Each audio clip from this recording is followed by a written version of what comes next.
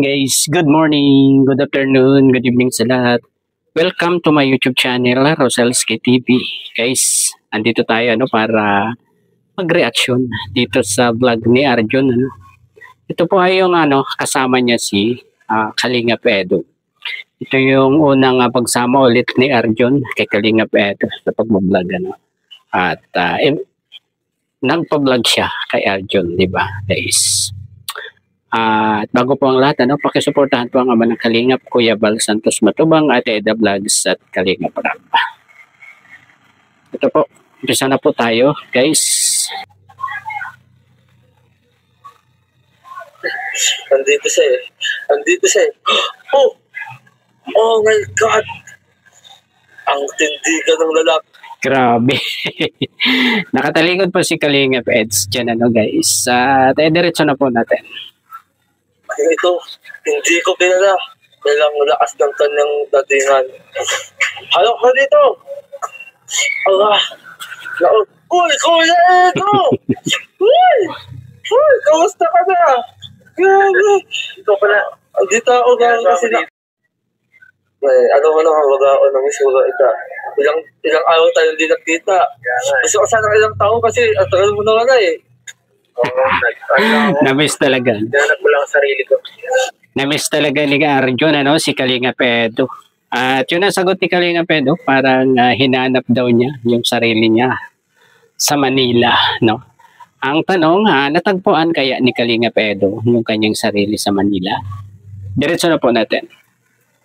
Hinanap ko ang sarili mo? Wala ako. Ikaw ang hinanap ko sa bahay mo.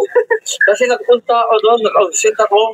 Ay, naku. Kasi Viernes ka kanyan, Viernes. Walang pasok yun, walang pasok. Masok ka pa rin. Sabado ka lang ma-absent.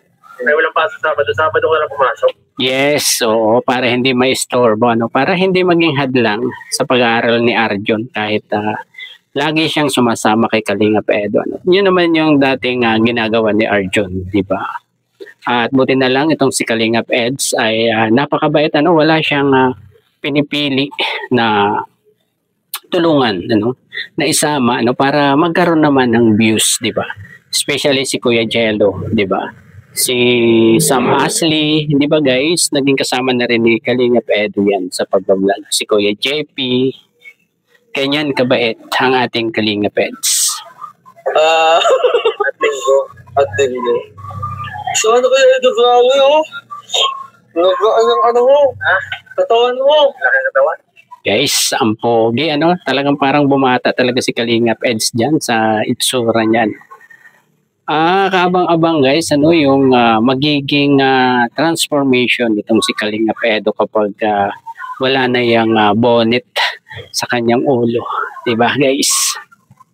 Nagpanganila ka lang. Tama, lumiit. Hindi lumiit. Naglait talaga. Kamusta naman ang buhay ng Maynila, Kuya? Ito, medyo nakakapagod dun eh. Pero buti na lang talaga. Pero dito ako, may mga nangyari doon sa inyo doon na hindi ka atwa. Kung baga, tiis ba ako? Tungkol sa aming, sa aming mga, sa aming sarili nila, Rab. May inaayos na kami.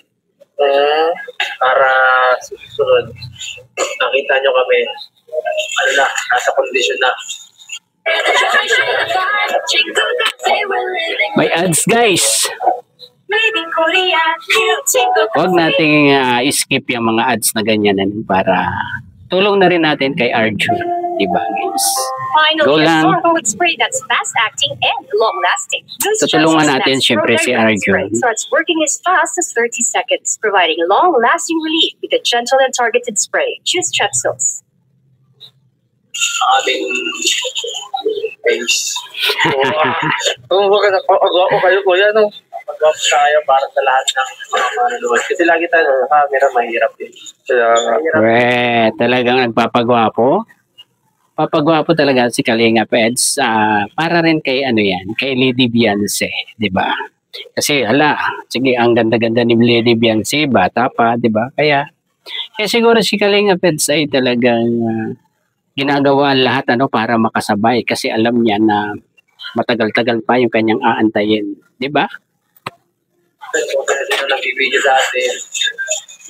Saka ilang taon natin makukontrol yung ano eh. Yung mga video on the spot. Kaya, yun talaga. At ito kasi ano ba isang araw nila pwede ako. Siyempre. Ito na yung nagamit ko. Mabilis kasi na alas 12. kailangan natin maging handa. Kaya handa na ako. Mag-handa ka lang sa pagkikita niyo din doon kayo. Ano? Wait, ano ba dito sa inyo na YP? Ano ko lang kayo sa YouTube eh. Ayan guys, no. Tinanong na ni Arjun ano, yung tungkol kay Lady Biancy natin ano, kay wifey ano. Pakinggan natin ano yung magiging sagot ni Kalingap Edo dito, guys. Okay lang naman. Pero wag mo ulit si Kuya lang. Ano ko problema, kayo rin. No? Siyempre. Huwag lang mag-iwalay sa inyo kahit sino awan. Kung tatanungin kita, gaano mo ba? Grabe ano. Wala talaga makakapaghiwalay ano. At pansinin nyo naman yung naging sagot ni Kalingap Edo ano. Talagang walang isip-isip. Sumang-ayon ka kagad kay Arjun, di ba guys? Si Ato Bensi. Bilang wife o bilang kaibigan lang sa trabaho. Bilang wife. Kasi kada ko, magkadits kayo din sa school. Sobra? Hindi na kailangan malaman. Yan lang nakakaalam yun. Arjun maliwanag na sa iyo Hindi mo dapat malaman kung gaano, di ba? Si Biancy lang ang nakakaalam nun kung gaano kamahal ni Kalingap Edo. Si Lady Biancy, di ba? Kaya doon sa mga nagtatanong, huwag na kayong magtangkang magtanong kay Kalingap Edo kasi hindi niya sasabihin. Kasi si Biancy lang ang nakakaalam nun, di ba? Kung baga, siya na yung ng lahat ng tungkol sa'yo. Yes! Grabe ang lakas ng tindigan mo. Grabe. Pati sa patas, grabe. Teka, ba't ganun ang suot mo sa ulo mo, kuya? Yan lang yung sinasayo. So, adi nga, pero bawal natin pakita kasi pagtawan si Edo.